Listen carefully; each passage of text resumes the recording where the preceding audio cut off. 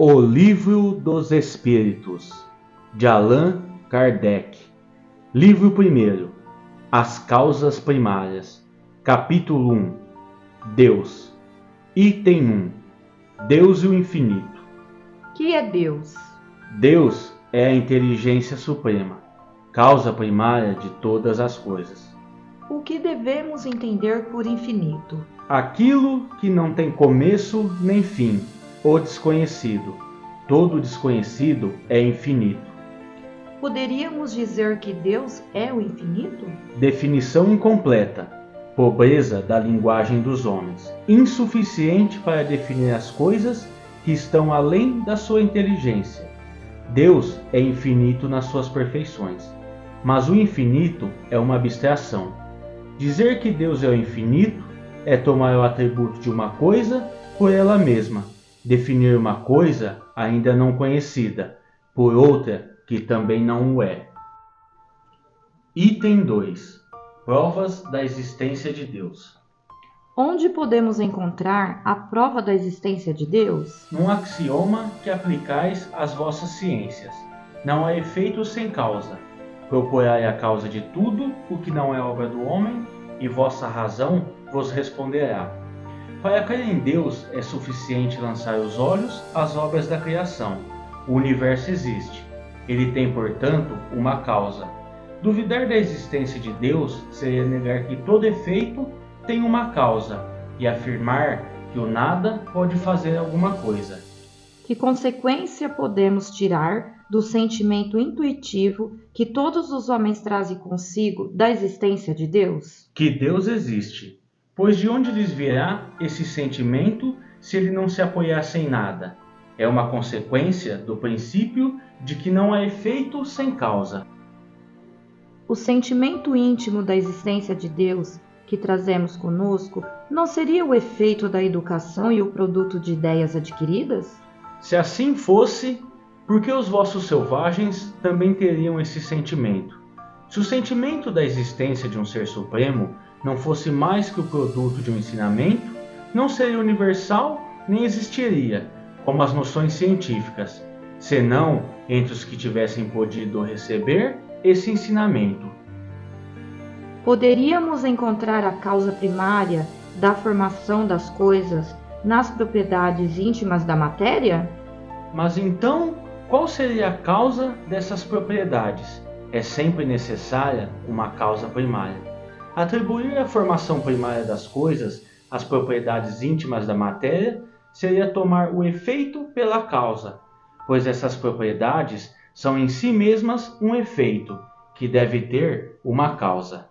Que pensar da opinião que atribui a formação primária a uma combinação fortuita da matéria, ou seja, ao acaso? Outro absurdo. Que homem de bom senso pode considerar o acaso como um ser inteligente? E além disso, o que é o acaso? Nada. A harmonia que regula as forças do universo revela combinações e fins determinados, e por isso mesmo um poder inteligente. Atribuir a formação primária ao acaso seria uma falta de senso, porque o acaso é cego e não pode produzir efeitos inteligentes. Um acaso inteligente já não seria um acaso. Onde se pode ver, na causa primária, uma inteligência suprema superior a todas as outras?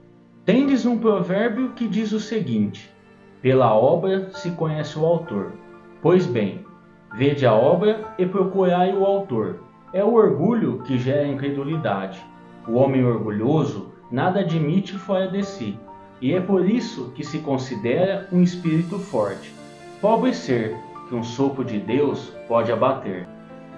Julga-se o poder de uma inteligência pelas suas obras. Como nenhum ser humano pode criar o que a natureza produz, a causa primária há de estar numa inteligência superior à humanidade.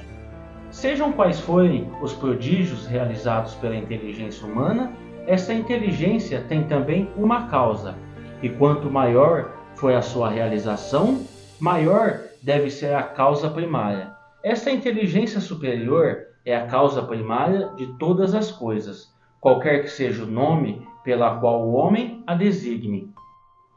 Item 3. Atributos da divindade. O homem pode compreender a natureza íntima de Deus? Não, falta-lhe para tanto um sentido. Será um dia permitido ao homem compreender o mistério da divindade? Quando o seu espírito não estiver mais obscurecido pela matéria e pela sua perfeição, tiver se aproximado dela, então a verá e compreenderá. A inferioridade das faculdades do homem não lhe permite compreender a natureza íntima de Deus. Na infância, a humanidade do homem o confunde muitas vezes com a criatura, cujas imperfeições lhe atribui. Mas à medida que o seu senso moral se desenvolve, seu pensamento penetra melhor o fundo das coisas, e ele faz então, a seu respeito, uma ideia mais justa e mais conforme com a boa razão, embora sempre incompleta. Se não podemos compreender a natureza íntima de Deus, podemos ter uma ideia de algumas de suas perfeições? Sim, de algumas. O homem as compreende melhor à medida que se eleva sobre a matéria. Ele as entrevê pelo pensamento. Quando dizemos que Deus é eterno, infinito, imutável, imaterial, único, todo-poderoso, soberanamente justo e bom, não temos uma ideia completa de seus atributos? Do vosso ponto de vista, sim, porque acreditais abranger tudo. Mas ficais sabendo que há coisas acima da inteligência do homem mais inteligente, e para as quais a vossa linguagem limitada, as vossas ideias e as vossas sensações não dispõem de expressões. A razão vos diz que Deus deve ter essas perfeições em grau supremo, pois se tivesse uma de menos, ou que não fosse em grau infinito, não seria superior a tudo, e por conseguinte não seria Deus. Para estar acima de todas as coisas, Deus não deve estar sujeito a vicissitudes, e não pode ter nenhuma das imperfeições que a imaginação é capaz de conceber. Deus é eterno.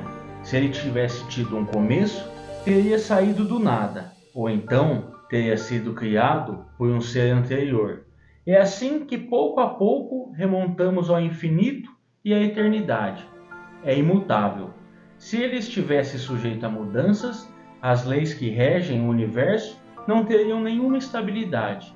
É imaterial, quer dizer, sua natureza difere de tudo o que chamamos matéria, pois de outra forma ele não seria imutável, estando sujeito a transformações da matéria. É o único. Se houvesse muitos deuses, não haveria unidade de vistas nem de poder da organização do universo. É todo-poderoso, porque é único. Se não tivesse o poder soberano, haveria alguma coisa mais poderosa ou tão poderosa quanto ele, que assim não teria feito todas as coisas, e aquelas que ele não tivesse feito seriam obras de um outro Deus. É soberanamente justo e bom.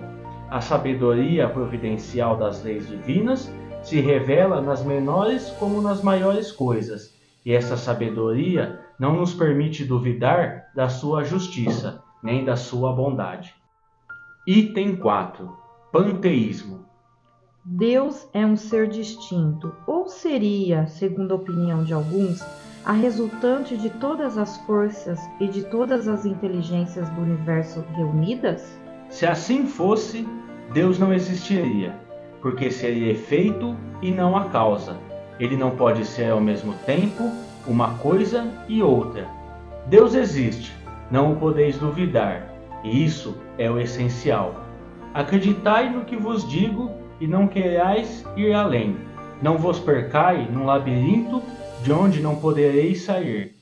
Isso não vos tornaria melhores, mas talvez um pouco mais orgulhosos, porque acreditaríeis saber, quando na realidade nada saberíeis. Deixai, pois, de lado todos esses sistemas. Tendes que vos desembaraçar de muitas coisas que vos tocam mais diretamente. Isto vos será mais útil do que querer penetrar o que é impenetrável. Que pensar da opinião segundo a qual todos os corpos da natureza, todos os seres, todos os globos do universo seriam partes da divindade e constituiriam, pelo seu conjunto, a própria divindade? Ou seja, que pensar da doutrina panteísta? Não podendo ser Deus, o homem quer pelo menos ser uma parte de Deus.